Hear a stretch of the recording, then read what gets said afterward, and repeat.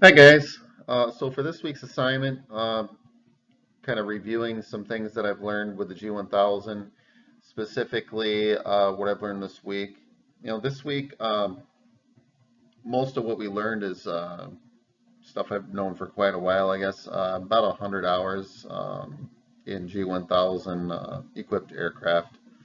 So, the basics I'm pretty familiar with those. So one thing I did want to maybe bring up, because it seems to be kind of uncommon, is flying an unpublished hold.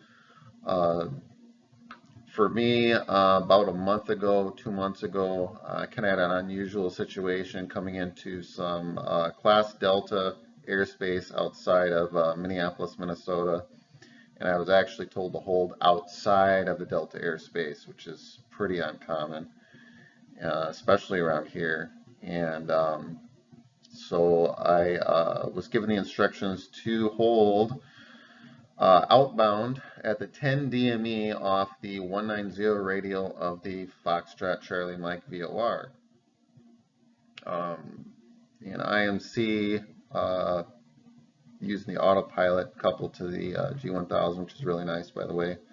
I wanted to kind of just go right to that hold, that unpublished hold with the autopilot. Of course, for the autopilot to fly it properly, you got to put it in the GPS.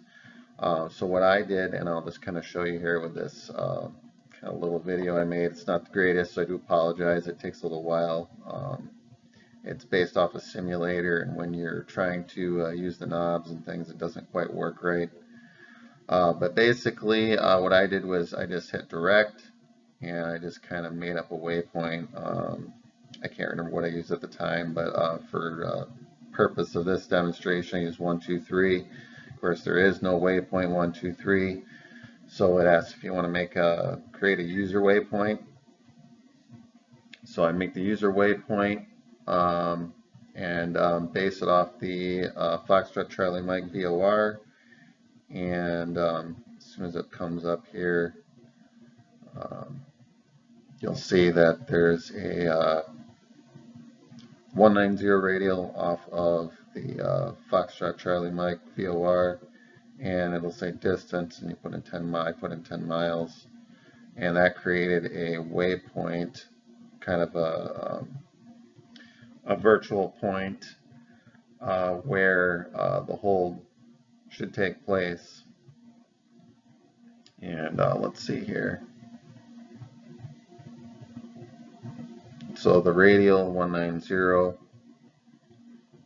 and then once it finally gets over there, distance 10.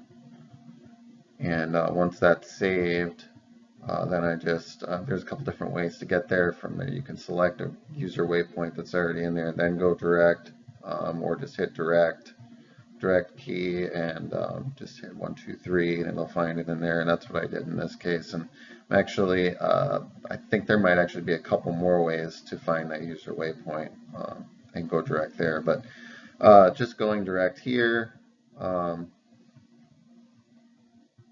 soon as it comes up here,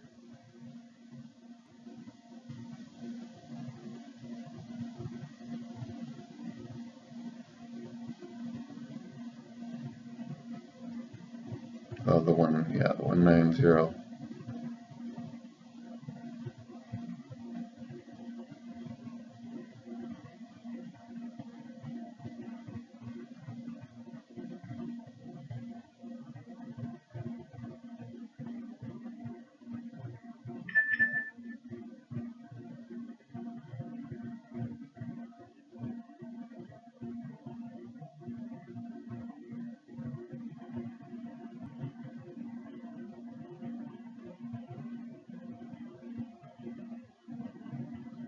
So anyways, once that's created, it should advance here.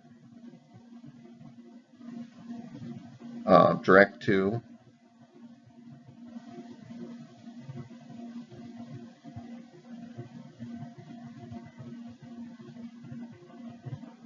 Yeah, I apologize it takes so long for this simulation program. It's just an iPad app, and kind of lets you play around a little bit. It's in some ways it's really great. There's not really nothing to compare to it. If you just want something basic to kind of show someone, if you're trying to teach a student or someone who's never used the G1000, kind of how some of the features work. It's not perfect, so you definitely want to make sure that it works the same way in your aircraft before you take it for gospel. But for the most part, most of the features work the same way. And I know this feature I'm showing you here works the same way in the Archer that I fly all the time. So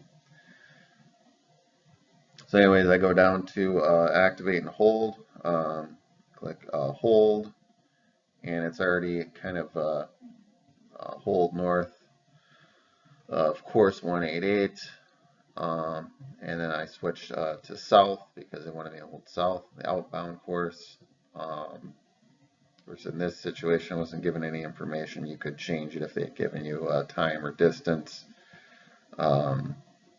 or left turns. There's a few non-standard left turns around here, but for this case, it wasn't. You can put your expect further clearance time, and then activate, and then the hold has magically appeared, and the autopilot will now fly it.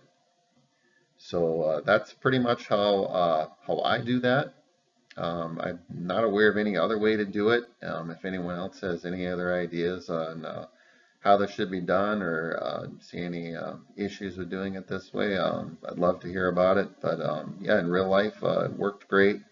I was monitoring the whole time, ready to hit the disconnect if it did anything that it wasn't supposed to. But you know, it entered the hold. As far as I know, I would have entered the hold the same way, so it had the proper entry, and everything else worked great with it. So look forward to hearing what else you guys might come up with G1000. Always looking to learn more, and if there's anything I can share with you guys, kind of help you guys out too, hopefully.